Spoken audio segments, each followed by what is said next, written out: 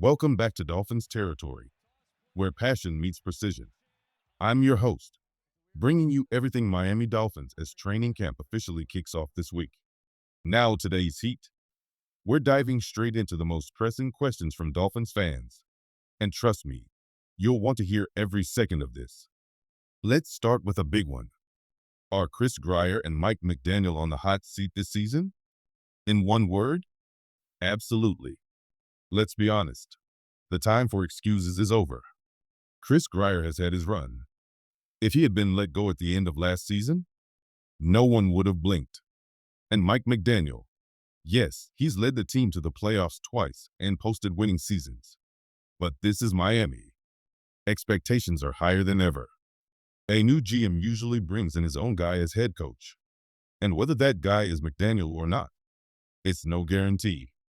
If the Dolphins miss the playoffs again or limp to just 7 wins, don't be surprised if both are gone by the next offseason.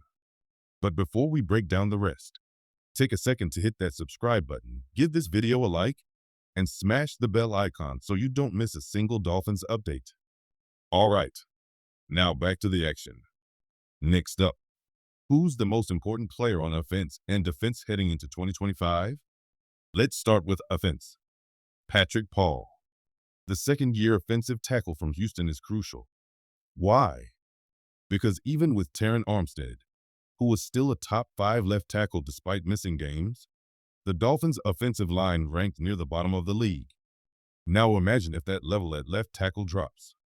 Even with Austin Jackson hopefully returning fully healthy at right tackle, and improvements at guard with James Daniels stepping in, if Patrick Paul can't hold the line at left tackle, it could completely wreck Miami's offensive rhythm. We've said it all offseason. This offensive line will make or break the Dolphins' 2025 season. And Patrick Paul is the linchpin. So we already locked in Patrick Paul as the most important player on offense. Now let's flip to the defensive side of the ball. And this one's tough. But if we're being real, it comes down to Cam Smith and Storm Duck. Why? Because whether Miami brings in a veteran cornerback or not, one of those two guys is going to be forced into action on the outside. And if either one struggles, this secondary could collapse fast. Let's not sugarcoat it. Right now, the Dolphins are projected to have one of the bottom 5 cornerback units in the entire NFL. That's a scary thought in a conference loaded with elite quarterbacks Joe Burrow, Lamar Jackson, Josh Allen, and of course, Patrick Mahomes. If Cam Smith or Storm Duck can't hold their ground, Miami's defense will have a hard time keeping up. And in this league, one blown coverage could mean the game. That's why their development is absolutely critical to this team's 2025 success. Now, let's play out a realistic scenario. Let's say Tua Tagovailoa stays healthy, and the Dolphins do go out and bring in a veteran cornerback to stabilize the defense. What happens then? Simple. This team should win at least 10 games. With the weapons on offense, an improved O-line, and even a slightly more dependable secondary, 10-7 feels like the floor. If things truly click, and the roster stays healthy, this could be an 11-win team knocking on the door of something bigger. But again, it all hinges on two things: protection on offense and competence at corner. And right now, all eyes are on Patrick Paul, Cam Smith, and Storm Duck to step up when it matters most. Let's talk about the one thing that doesn't get enough credit heading into this season: Miami's front seven. This group has the potential to be the heartbeat of the defense. We're talking about a unit built around Jordan Brooks, Tyrell Dodson, Chop Robinson, Bradley Chubb, Jalen Phillips, Kenneth Grant, and Zach Sealer. And that's a physical, disruptive core that can attack from all angles. The confidence in this front isn't just hype. It's backed by their ability to dominate the line of scrimmage, pressure quarterbacks, and stuff the run. If the Dolphins can even get average play from the secondary, this defense should easily land in the top half of the NFL. Now pair that with a healthy Tua Tagovailoa and Miami's explosive offense. That's a recipe for double-digit wins. Add in a favorable schedule early in the season, and the Dolphins are positioned to make serious noise right out of the gate. 10 minus 7? Absolutely possible. 11 minus 6? If the key pieces stay healthy, that's in reach too. Do they win a playoff game? That depends on the matchup. The ideal scenario? Miami sneaks in as the top wildcard team and draws the AFC South winner, whether it's Houston, Jacksonville, Indy, or Tennessee. Those are winnable road games, especially in a dome or warmer weather. But here's where the real concern comes in. Tight end. Let's be blunt. This is one of the weakest position groups on the roster. Darren Waller might have name value, but he hasn't played football in over a year. Depending on Julian Hill or Pharaoh Brown to carry the load, that's shaky at best. As for rumors about a splash move for Kyle Pitts, don't count on it. Atlanta isn't likely to move him. They don't have depth behind him, and he's still viewed as a building block for their offense. So what does that mean for Miami? It means Mike McDaniel may have to get creative. Don't be surprised if we see more 12 personnel looks and fewer plays that rely on tight ends as primary weapons. This team will lean on its O-line, its run game, and its speed at wide receiver, and hope the tight ends can just hold their own. Here's where things get a little creative. Instead of relying heavily on tight ends, look for the Dolphins to repurpose guys like Malik Washington and Nick Westbrook-Ikhine as short area weapons, essentially acting as tight ends in spirit, attacking the middle of the field and doing the dirty work in the passing game. Meanwhile, Julian Hill and Pharaoh Brown will likely handle most of the blocking duties in heavy formations. Not flashy, but necessary. Would Kyle Pitts look electric in this offense? Absolutely. And if Miami could land him for a third or even fourth round pick, it's a gamble worth considering. His athleticism in McDaniel's system could be a nightmare for defenses. But the odds of that happening? Still slim. Atlanta just isn't looking to move off Pitts right now. Let's shift gears. The next big question.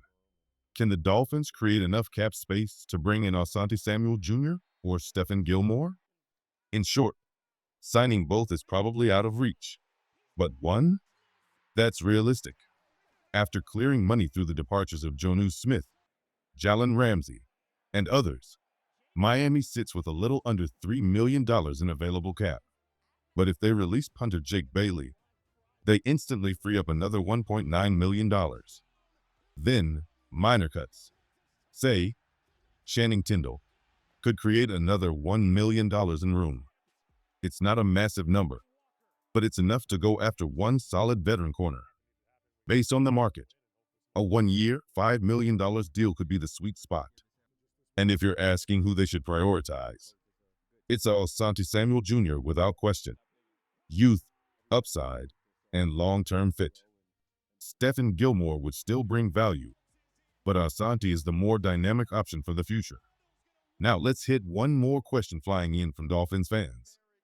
Can De'Von Achane hit 1,000 rushing yards and 750 receiving yards this season? As explosive as Achane is, let's pump the brakes. He's never reached 1,000 rushing yards, not in college, not in the NFL. In fact, his career bests hover around 900 rushing and 500 receiving yards. And with more mouths to feed this year, Jalen Wright, Alexander Madison, and Eli Garden joining the mix, it's unlikely he'll dominate the backfield the same way. 750 receiving yards from a running back? That's borderline historic production. Don't bet on it. Expect Achane to still be a major factor, but Miami's backfield is going to be a rotation, and his numbers may be more about explosive plays than volume. Let's clear something up about De'Von Achane. While he might not crack 1,000 rushing yards or 750 receiving yards, he's still primed for another big year. Last season, he tallied over 1,000 all-purpose yards and double-digit touchdowns, even while missing time. That kind of burst and versatility doesn't just disappear. But with Miami spreading the touches across a deeper backfield, expect elite efficiency, not volume. Now to the trenches. Which defensive linemen are safe? And who's on the roster bubble? It's a crowded room, but it's not chaos. The core is clear. Zach Sealer, Locked in. Kenneth Grant. First round pick. No doubt. Benito Jones. Consistent contributor. Jordan Phillips. Second rounder. Major upside. Zeke Biggers. A draft pick with developmental value. That's 5 names right there. If Miami keeps 5 interior D linemen again, like they did last season, that could be your group. So what does that mean for the rest? Guys like Matthew Butler, Matt Dickerson, and Alex Huntley are in a fight for their lives. Butler brings experience, and Huntley flashed in college. But unless someone absolutely dominates in camp and preseason, they're likely practice squad candidates or cut before final roster day. And this year, Miami doesn't need to overextend depth here, not with how strong the top 5 already look. This defensive front is built to rotate, stay fresh, and overwhelm offenses.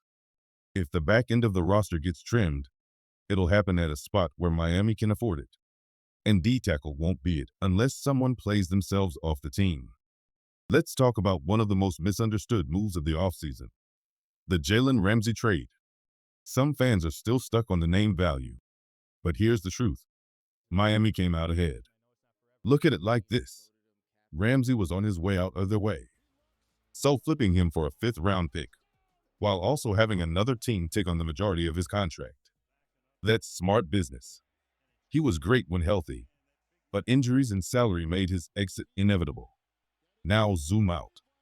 In a separate move, Miami sent Jonnu Smith and a 7th rounder to land Minkah Fitzpatrick, one of the most reliable and dynamic safeties in football. Fitzpatrick instantly gives the defense leadership, versatility, and a playmaking presence in the secondary. So when you break it down, you lose Ramsey, who wasn't staying. You clear cap space. You land a 5th rounder, and you replace Jonnu Smith with a Pro Bowl safety. That's a net win, no question. Now here's where it gets exciting.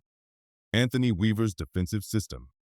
With Fitzpatrick roaming the back end alongside Ifeatu Melifonwu and Ashton Davis, the secondary becomes far more flexible. Miami can now disguise coverages, mix zone, and man more effectively, and take pressure off the young corners. Speaking of corners, the rumors linking Miami to veteran cornerbacks? Very real and very necessary. Let's face it, a cornerback trio of Kader Kohou, Cam Smith, and Storm Duck just isn't enough in the AFC. You're not surviving that lineup against Patrick Mahomes or Joe Burrow. That's why names like Asante Samuel Jr., Rasul Douglas, and Stephon Gilmore are constantly circling this roster. The front office knows the cornerback room needs immediate help, and one of those signings feels inevitable. Now, as for the tight end position, there's a lot of noise, but not much momentum, unless a trade opportunity falls into their lap. Miami seems content rolling with what they've got and using creative formations to compensate. So where does that leave the win total? Vegas set the Dolphins line at 8.5 wins. And while it sounds cautious, the pieces are in place for this team to surpass that, especially if they lock in a veteran corner and stay healthy down the stretch.